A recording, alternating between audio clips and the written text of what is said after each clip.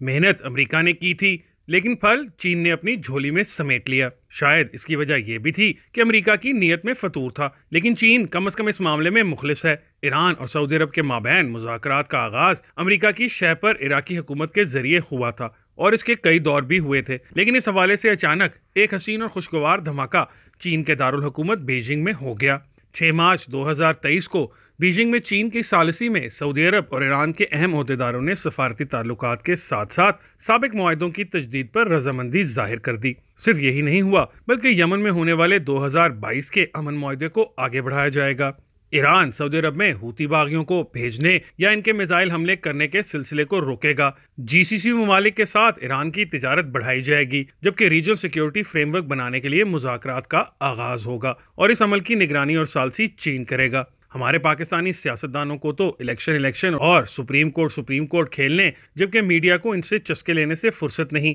لیکن حقیقت یہ ہے کہ چین کی ثالثی میں ایران اور سعودی عرب کا معاہدہ اس خطے بلکہ دنیا کے لیے کسی بڑے انقلاب سے کم نہیں، اور محتاط الفاظ میں ہم اسے نیو ریجنل گیم کا نام دے سکتے ہیں۔ اس کا اثر پاکستان پر بھی پڑے گا، افغانستان پر بھی، یمن پر بھی، شام، عراق، لبنان پر بھی، بحرین پر بھی، اور کسی حد تک UAE اور عمان جیسے ممالک پر بھی، پر کسی پر کم اور کسی پر زیادہ۔ لیکن حقیقت یہ ہے کہ مذکورہ تمام ممالک میں ایران اور سعودی عرب کی پراکسی جنگ جاری تھی، اور جب ان دونوں ممالک کی صلح ہو جائے گی تو رفتہ رفتہ خود بخود ان ممالک میں بھی یہ جنگیں ختم ہو جائیں گی۔ پاکستان ان دو ممالک کی پراکسی وار کی وجہ سے فرقہ واریت اور دہشت گردی کا شکار رہا، بلکہ سفارتی اور تجارتی حوالوں سے بھی ہمہ وقت پاکستان الجھن کا شکار رہتا۔ پاکستان کسی حوالے سے ایران کے قریب جاتا تو سعودی عرب ناراض ہو جاتا، اور سعودی عرب سے قربت بڑھاتا تو ایران بھڑک جاتا۔ حالانکہ پاکستان کے لیے دونوں سے خارجہ تعلقات قائم رکھنا مجبوری ہیں۔ ایران پڑوسی ہے، اور پاکستان میں ایک بڑی تعداد اہل تشیکی رہتی ہے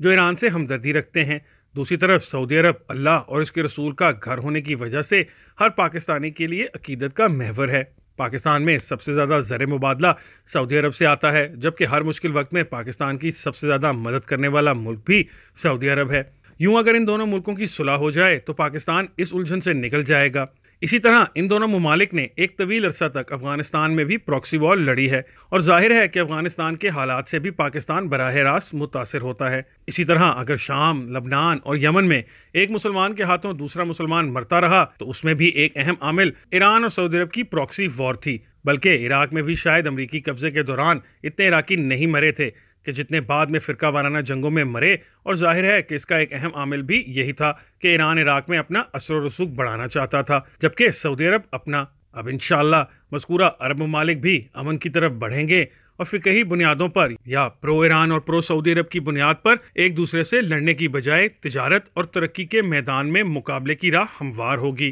ایک اور اہم نتیجہ یہ نکلے گا کہ اب امریکہ کی ایران اور سعودی عرب کو بلیک میل کرنے کی صلاحیت مزید کم ہو جائے گی، کیونکہ ایران کا خوف دلا کر امریکہ عرب ممالک کو اپنا اسلحہ بیچتا، ان کے تیل کے ذخائر پر کنٹرول حاصل کرتا اور اپنی منمانیاں کرتا رہا، اور دوسری طرف ایران کو اتنا خوف امریکہ کا نہیں تھا جتنا کہ عرب ممالک کا تھا۔ اس لیے اس کے زیادہ تر وسائل امریکہ کے خلاف استعمال ہونے کی بجائے مسلمان ممالک میں اپنی پراکسیز کو مسلح کرنے اور دیگر حوالوں سے امداد دینے پر خرچ ہوتے رہے۔ عرب ممالک کی اسرائیل کے ساتھ تعلقات کی بحالی کے عمل نے ایران کے خوف کو مزید بڑھا دیا تھا، کیونکہ اسے خوف تھا کہ یہ اتحاد اس کے خلاف بن رہا ہے۔ میرا اندازہ ہے کہ اسرائیل کے ساتھ عرب ممالک کے تعلقات کی بہتری کا عمل بدستور جاری رہے گا، لیکن اب اس کی بنیاد ایران کا مقابلہ نہیں بلکہ باہمی بقا اور تجارت پر ہوگی۔ جو مثبت پیش رفت ہوئی ہے اس کا کریڈٹ سعودی عرب کی قیادت یعنی شاہ سلمان اور کراؤن پرنس محمد بن سلمان یا پھر ایرانی قیادت کو جاتا ہے کہ انہوں نے نئے زمینی حقائق کو تسلیم کیا اور یہ جان گئے کہ باہمی دشمنی سے دونوں فریقوں کو نقصان ہو رہا ہے۔